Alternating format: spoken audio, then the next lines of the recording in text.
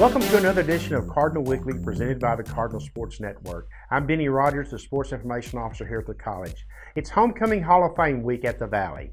The 15th ranked Cardinals, who have won 6 straight games, are scheduled to play NEO at 3 p.m. Saturday at Bruce Field. I sat down with Coach Brad Smiley earlier this week, and we'll share that interview with you a little bit later.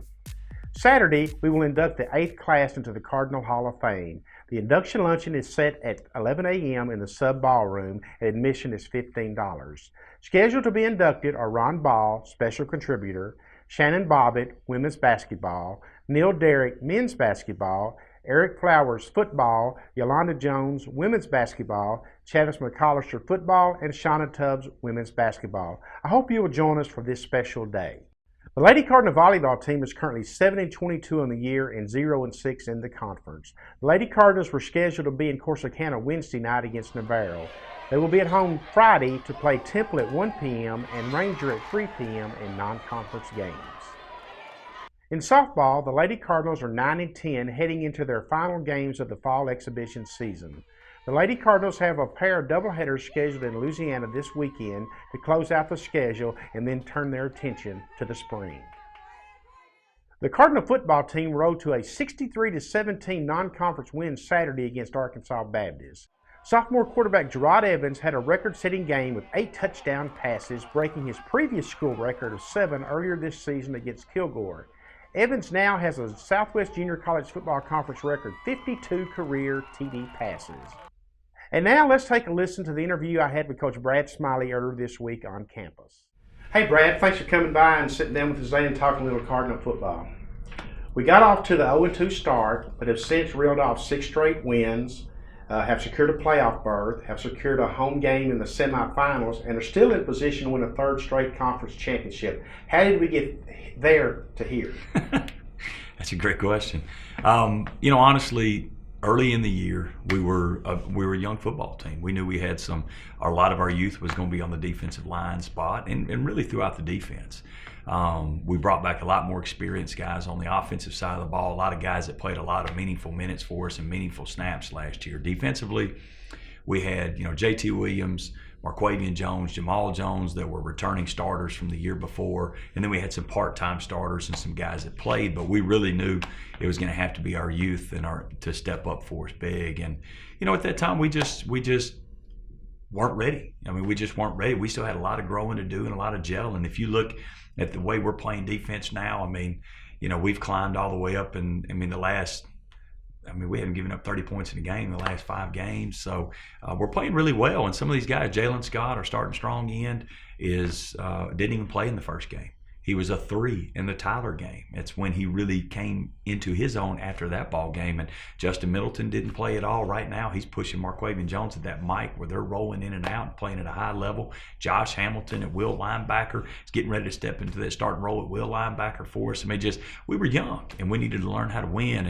And they were working hard. And all we talked about after that start was, that Sunday meeting after Tyler. And let's give credit to Nassau and Tyler, 2 good football teams. 2 top 10 teams starting out the season. It wasn't like we were just out there playing nobodies and getting beat.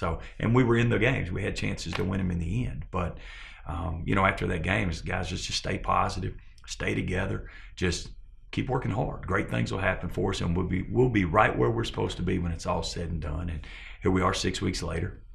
6-game win streak, 6-2 overall, back up in the national rankings where we're supposed to be, back competing for conference championships where we're supposed to be. And so, obviously you feel good about where we are right now. We have a tremendous amount of confidence as a team. We feel like we weren't playing our best football when we lost those games, and we're chomping at the bit to get an opportunity to show that the remainder of this season as we work towards our 3rd straight conference championship and 3rd straight regional championship. Of course, the offense with record-setting quarterback Gerard Evans has gotten much of the headlines this year. But let's go back just a minute and talk about the job that Will Reed has done with that defense, right, and keeping their psyche together, because I'm sure it was pretty fragile there for a while. Exactly. Well, those first 2 ball games, we gave up, 65 points versus Nassau. We gave up 71 points Tyler, and a lot of yardage. And we've now – we're under 400 yards a game in our average. It's hard to come back from 2 big games the way that was statistically. And now to be under 400 yards a game And to have these guys playing extremely well, tackling well, creating takeaways. We didn't create any takeaways in those first 2 ball games. Now we're hitting our goal of 2 or more a game. We're hitting our goal on third down percentages, getting them off the field. I mean, all these things are starting to happen. And you're right, Coach Reed and Blake Bryan, Darius Hart do a tremendous job. Trevor Guyton, former assistants, kind of back helping out in the volunteer role some. So, I mean, just to be a small staff the way we are, at this level, it's really awesome to see those guys be able to bring these kids together, keep them, keep their composure, keep their confidence, and not have it shattered after the way we started the seasons. But the kids stayed positive. They just continued to work hard. Just extremely proud of them. The leaders on the sophomore side of the, on that side of the ball as sophomores, they also did a tremendous job just telling these guys, hey, just keep believing, keep having faith in what we're doing. We're going to be fine. And, those guys, that's the real, the coaching staff and the kids staying positive and continuing to work at it, that's really what the difference is. And on the offensive side of the ball, you're putting up video game-like numbers. I mean, Right. It's just crazy, the numbers you're posting each week and the number of kids that are touching the Right. ball, which I know helps you in the recruiting Correct. process because you show we got 16 kids touching the ball a Yeah. game. Talk about some of those offensive weapons that you have. Well, it's you're right. I mean, the video game stuff is fun. I mean, if you look at, right now at all levels of football, we lead all levels of football in passing yards per game. We're second to only Baylor in total yards per game and scoring per game. They're 63.8 points a game. We're 63.0 a game. So when you're comparing it to those types of things, just makes you, like you said, just wow, man, we're having a lot of fun. I mean, obviously we're very skilled. We knew coming into the season we were going to have a great quarterback. We were going to be set at the quarterback spot with Gerard, who had started a few games last year, was National Player of the Year against Kilgore last year, and his coming out party, did it again this year versus Kilgore. Has had a tremendous year, but Rajon Austin Ramsey's played every game for us this year.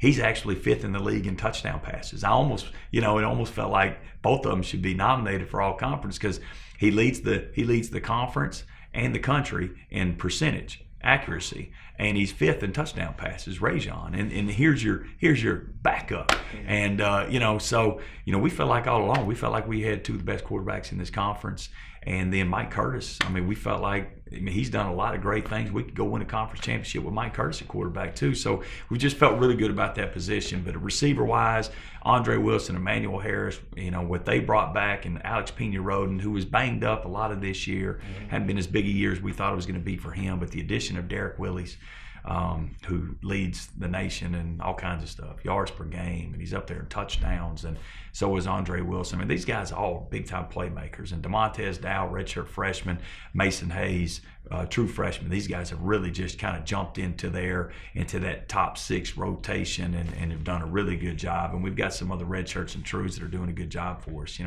What we're not having this year is as much big plays out of the backfield, at the running back position. And, that's been simply, we've just been hurt. We've been banged up. We lost in game 1. Sid Battle was our starter. He had 130-something yards rushing.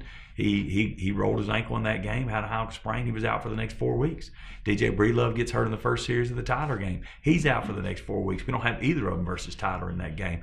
We ended up starting a guy who's no longer on our football team, that started that game. Adam Berryman came in the backup role. Adam had a really good game. He had a great Navarro game, and then he gets hurt in the Navarro game. He misses the next 3 weeks. Levante Owens, who's our leading rusher and leading touchdown scorer on the ground, he was our 3rd-team tight end when we started this season. So him moving over to running back has been a pleasant surprise. I mean, an all-conference caliber type season compared to what other backs are doing in the league. Nick Jones at tight end has put up great tight end numbers, as good as we've had here. Very right along pace with what John Thomas was in 2013 and the season that he had. But you got to understand, offensively, it all starts up front. And T.J. Henson has had a great year. He's been and Rex Prince, our center. Those guys have been our rock. And Christian Beard started at left tackle and missed a game with injury and's been kind of banged. And George Roberts kind of started out hurt. And those guys are gelling. Justice Powers has been solid all year, starting for us, true freshman at right guard. The James Russells and Zach Whites. I mean, just trying to get these guys plugging in and moving and just playing a lot of guys. And that's what we do all year. If you look at who's played we've played a lot of guys. Cody Gilroy played a lot of center. He was coming on and got injured. So because of the injuries, because of the way we start, because of what we do, really in all three phases, we want to play a lot of kids. So at this time of the year, we're the freshest team in the conference. It's a blessing to have 6 guys that have carried the ball because they're ready to go at any moment. If a team has that 1 guy or 2 guys and somebody gets banged up, they're not very fresh, they're not very fast anymore. It's the same thing at receivers. Right now we have 3 guys on the offensive skill in our offensive room right now that's played this year that have not scored a touchdown. And it is our dream to make sure that in these next 3 weeks, we need those 3 guys. We got to get them in the end zone. Right. Dominique Thomas just got his first touchdown the other day. So, those are the things. You look at the numbers, but it's really the kids and the coaches, staff just have a lot of fun, going tempo, just having, and Gerard, of course, has broken all kinds of, Saturday afternoon, he broke several records.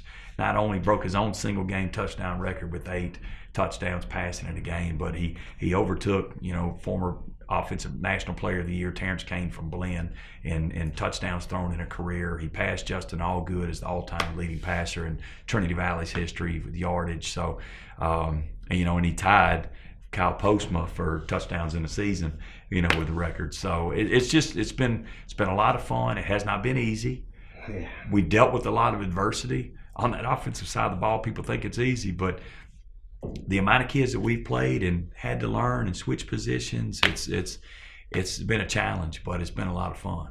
There's also a great story that has developed on your special teams because coming into the season, we thought Leo Peralta, who was a national record holder last year in kicking, would be the man. Right. He had an injury that he sustained, and now Caden Novikov has stepped in, and he's having a record-setting season. Exactly.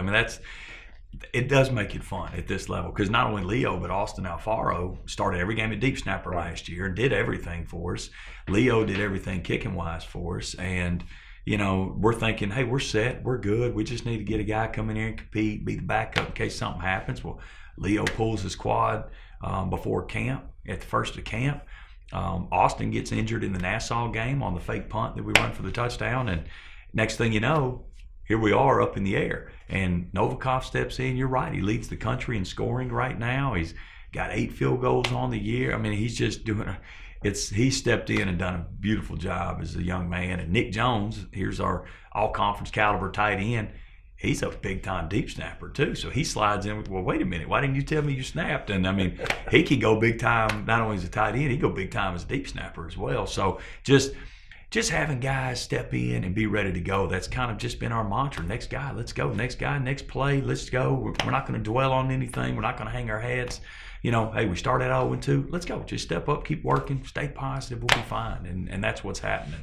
Well, you've got a very solid and a well-coached NEO team coming in Saturday. What are your thoughts on them? You're right. Coach Hill he's done a very good job. Last year being their first year, trying to really instill the way they wanted things done, the way they wanted to work. And you're right, seeing the benefits of that this year. They're a 4-4 club.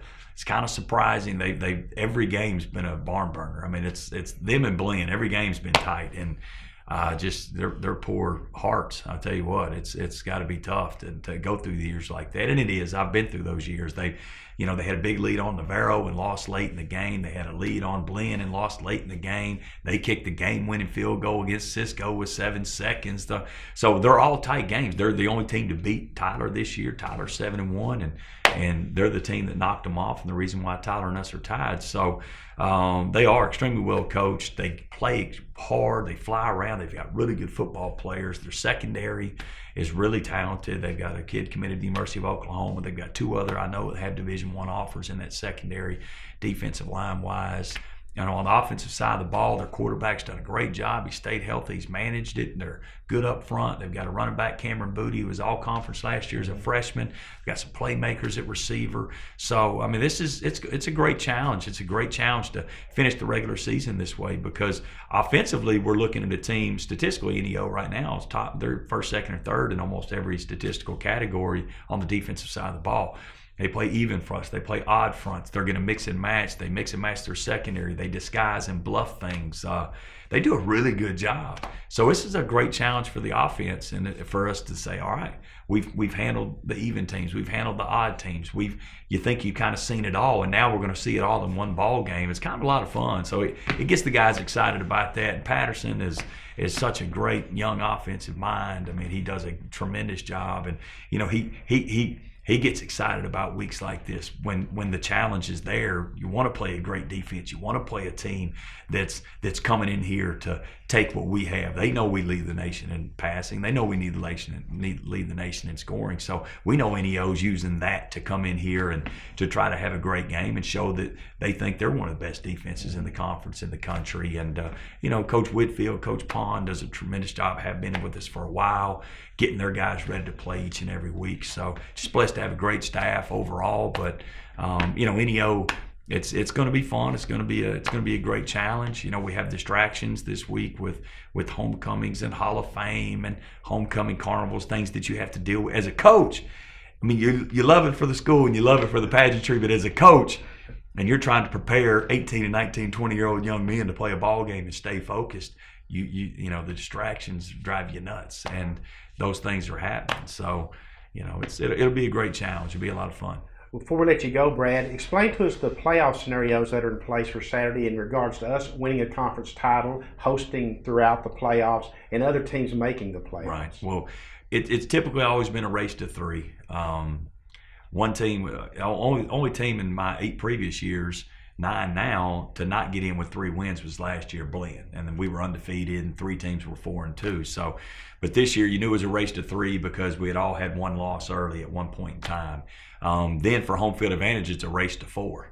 And we were the first 1 to 4, so we knew we would be hosting. Then Tyler got their 4th last week versus Navarro. So we know where we are and where we're standing right now. We're going to host at least round 1.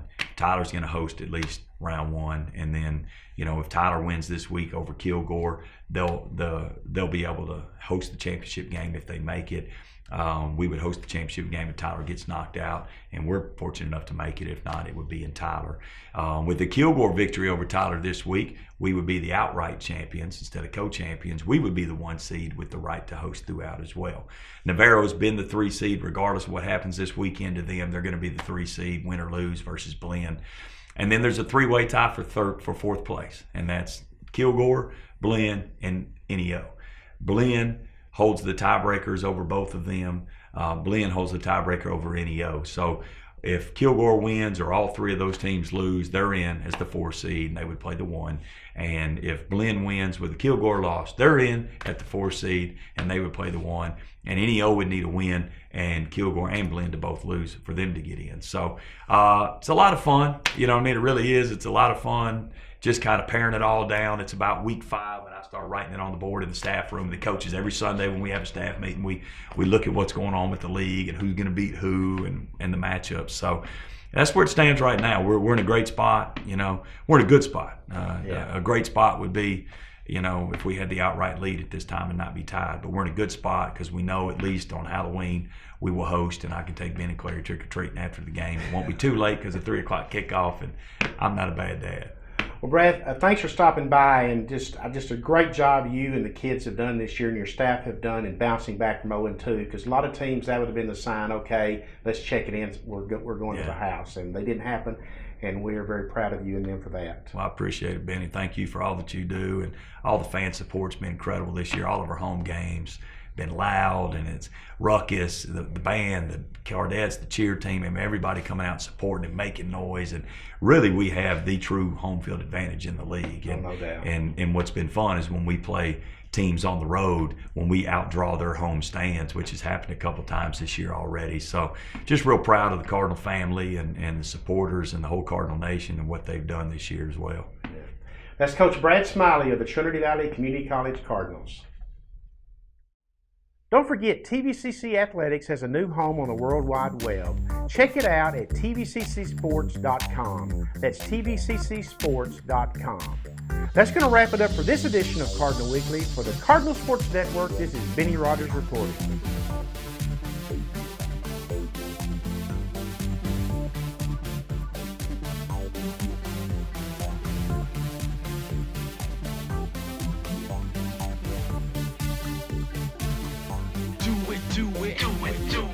to it. I see you, girl. Yeah.